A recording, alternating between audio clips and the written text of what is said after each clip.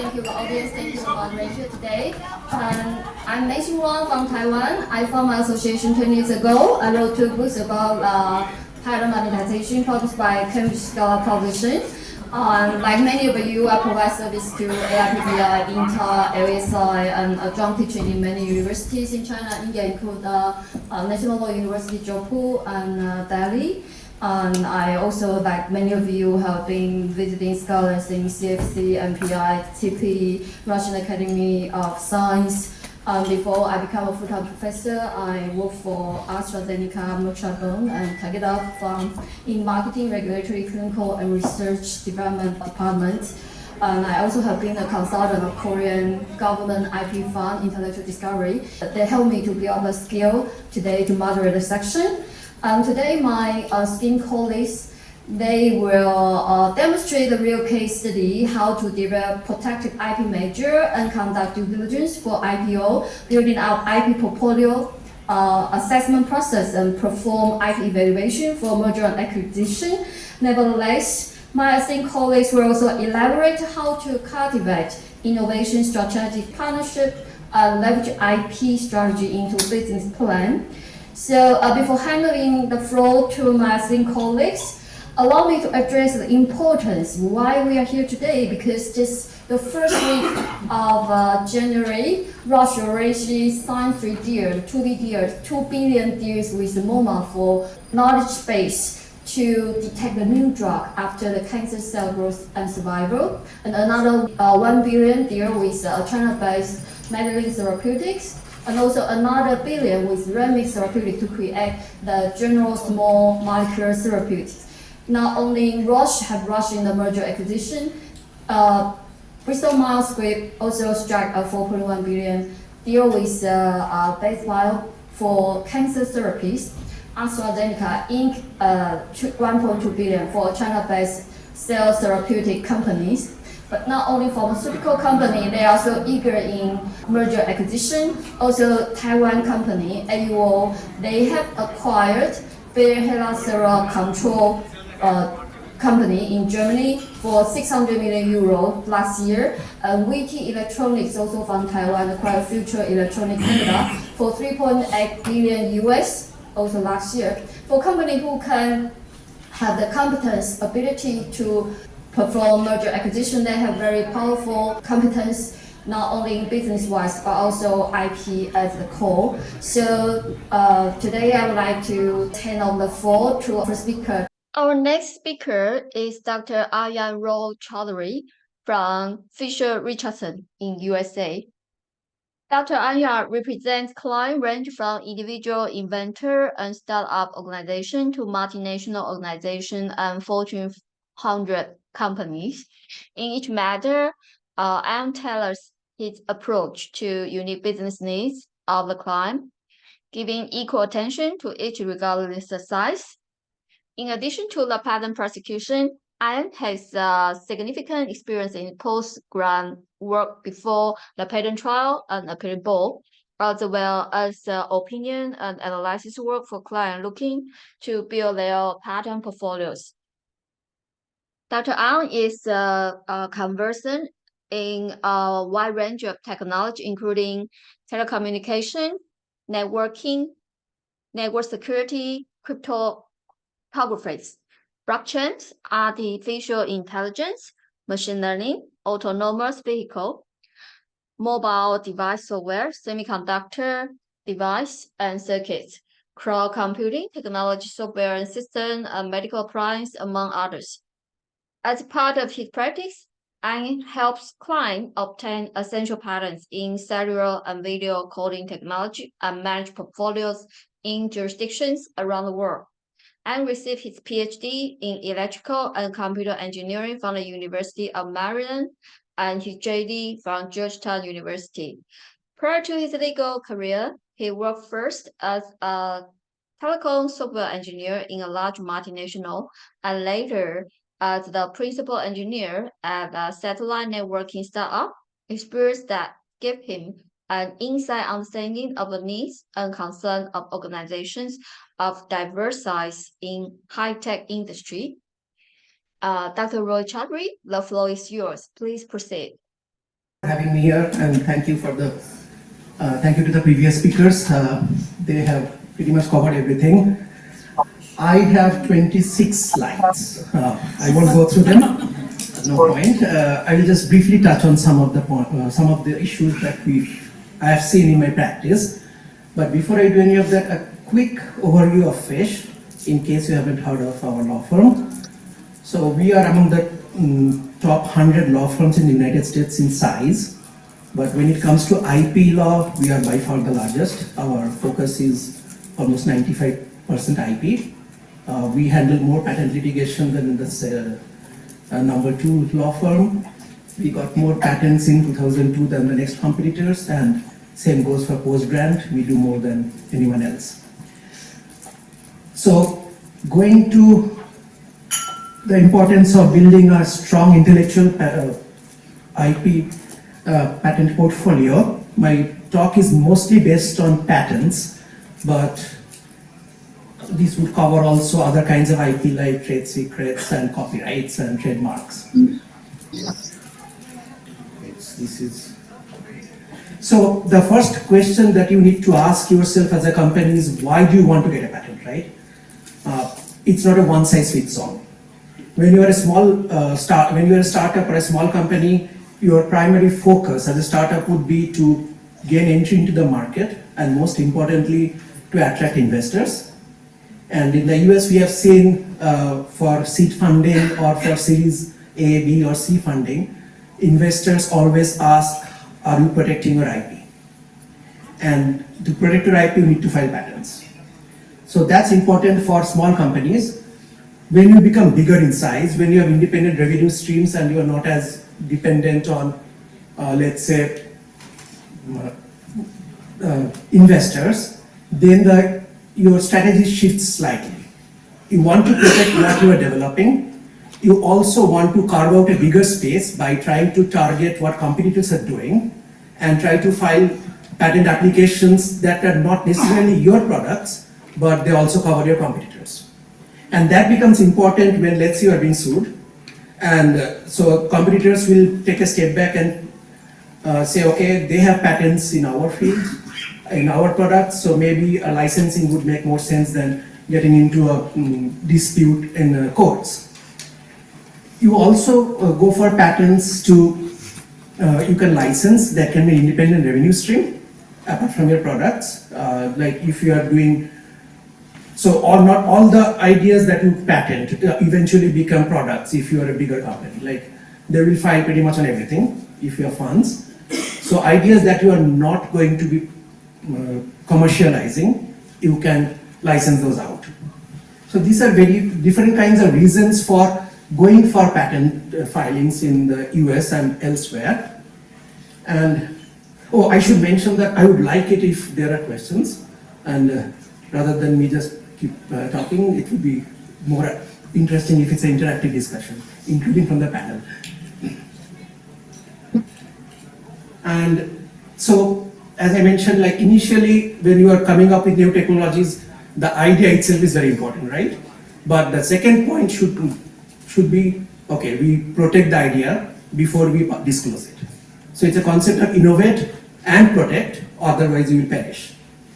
And then, so as you become bigger, just having ideas will not help. Then when you're going for IPOs or when you are going for, let's say, acquisitions, or you are trying to sell your company, the other side will always look for, like, do their diligence and see how you are protecting your assets, like whether they are patents, whether trademarks, trade secrets, and including additional ancillary topics like licensing, like how you are licensing your IP, what are the terms that you have in indemnification, like to the licensees, those are all looked into.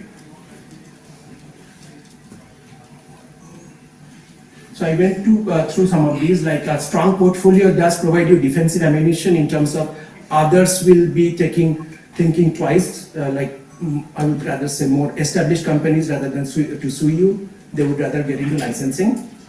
They can also act as offensive when you are getting into contentious long-term relationships with some other big companies.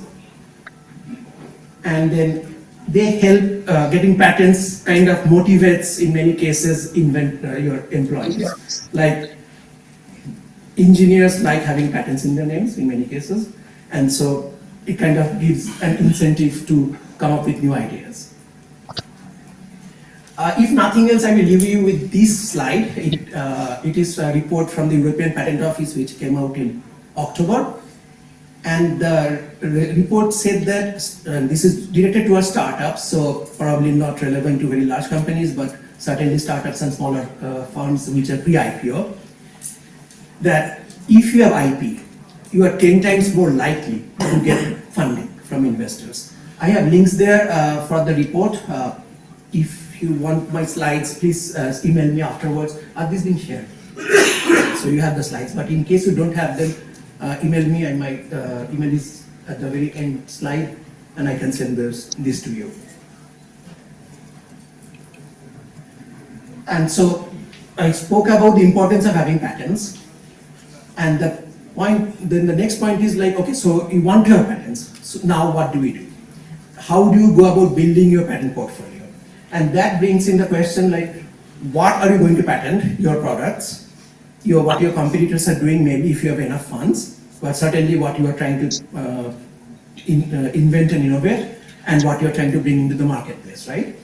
And in doing so, you get a portfolio that contributes to the valuation of your business, and it helps you give you confidence when you bring your product to market that it will be, others will think twice before trying to copy what you are doing.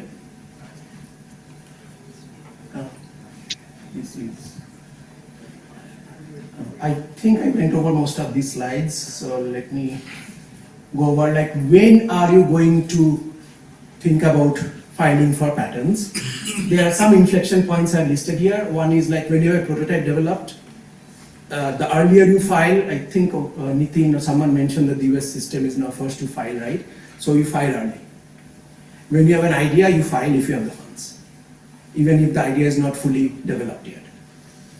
Because someone else can file, and then, and I've seen this in practice, then you are not in good shape. You file, if you have a product, you are making changes to the product, you file a patent again on the improvements. You look at, as I mentioned, you anticipate getting into, let's say, disputes with other companies. If you have funds, you look at what they're doing, you do an due diligence of their products, and you try to come up with patent filings based on their products, even if they have nothing to do with what you are going to patent, what you are going to commercialize. And then in therapeutics and all, if you are like clinical results and then market adoption and things like that. Yes, please. You said you file an idea. Yes. How do you file an idea without enablement? So you patent an idea always, okay? So a patent is for an idea, and Judge Deshpande can correct it. Without enablement?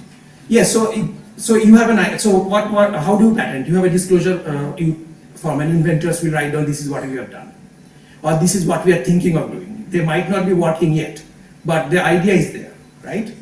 And so it is the job of the lawyers who are drafting the applications to make sure there is sufficient disclosure that a person of skill in the art who's reading the patent application can make a sense of what you are trying to patent, what the invention is. And so this, in the predictable arts in engineering, this is sufficient. If you are getting into pharma and bio, which is not my field, disclaimer, I think the enablement becomes more stringent. Like you can, your formulas and your compounds, they cannot be just anything you are coming up out of thin air, right? You have to see that they actually make sense. Did that answer your question? Because there is no such specific requirement anymore that you have to prove enablement. No, because what we are seeing is the standard for enablement is being heightened day by day. I mean, recently we have seen a judgment that comes from US, Amgen versus Sanofi. Yeah. They had a limited enablement, they did not. Because where the outcome of predictability is too much, or you're not sure. Because in one way, this leads to gamesmanship that you go about blocking each and every space. Fine, okay, few of them you did not enable, they go away. But you block all the ideas. Right. And that is not in a spirit. And secondly, right at the day of filing, you did not know how to put that into practice. So you didn't have the invention. Right, and so I mentioned about like bio is different, right, in pharma. That case, yes, I know about the case, and in fact, the USPTO came out with new rules yesterday for that. There, from what I recall, they had a certain product descriptions, but when the claims diverged from what was disclosed in their application, ultimately the claims that were patented.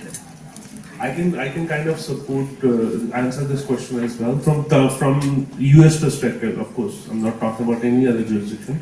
First to file doesn't mean you have to file a non-provisional one. You can simply file a provisional application, park it for 1 year, and then you have whole 365 days to worry about the enablement part, whatever you're asking the question about. So just for US perspective, not any other jurisdiction. And as I mentioned, enablement is more important in the pharma fields and all. That, but even otherwise, it's like, do you have sufficient disclosure? Like what you are claiming should be fully disclosed. That is a part of a written description, no? Right, exactly. That's a part. So sufficiency, there are two prongs. One is possession. What exactly is your concept and how to do? Yeah. Okay. So earliest that you come up with. Yeah. Okay. That is a part of a sufficient disclosure, sufficiency. Right, and so what the issue you raised is what they eventually claimed and patented was not sufficiently described in the application. No, so what they disclosed, okay, they tried to cover, they did not diverge, but they tried to cover a larger ambit. More, exactly, so Yeah. it goes beyond the description. No, it was not an added subject matter based on few examples. Okay, there is so much of variability. Yeah. Okay, that same thing could not be picked and applied to everything. So limited, in the limited area that was there, it was applicable, whatever examples they had disclosed, but not to all the antibodies. Right, so they were trying to claim a broader, the scope was much broader than what was in that. Right. Yes, and subsequently another case has come. Okay. I think we're running short on time. I will quickly go through what else. So most of these are, so the patents that you file for, they will be different depending on the stage of your company and your products. Like the foundational patents are the most important ones, but as you grow bigger, then you go for improvements or to cover other like carve out space and stop your competitors. One important thing here is that setting aside everything, do investors really care? Right, I mentioned that it's very important for startups. I've also come across startups in the US. I've spoken to their CEOs where they've gotten significant fundings and they've sold their companies where they said the valuation that the investors did for their portfolio was zero, and he drew a figure like this. Because it was in the defense space, they didn't care as much. But in most high tech, they will certainly care. And this you can go through like how you grow your portfolio, organic like what you are developing. Proactive is you license. I think we have covered about licensing of it. And then reactive is when someone approaches you for licensing. And then you through acquisitions of other companies, which is like you are trying to get into a new area of business where you have nothing, then you try to target companies and see who have good portfolios. Okay. So as I said, I have 26, so I just freedom to operate. I think Stephen spoke on that. Okay, we talked about diligence. The diligence comes up very late in the process. It's interesting, but be assured that someone who's trying to buy your company will eventually do full diligence of your portfolio. I've seen that multiple times, and even I have advised clients who are trying to acquire other companies whether to go forward with the acquisition or not. Okay. I think I'll stop here. As I mentioned, that's my email address. So if you have any questions or if you want to on the slides, please feel free to reach out. Thanks. Thank you very much for Dr. Roy-Chowdhury's comprehensive explanation. As time is so limited.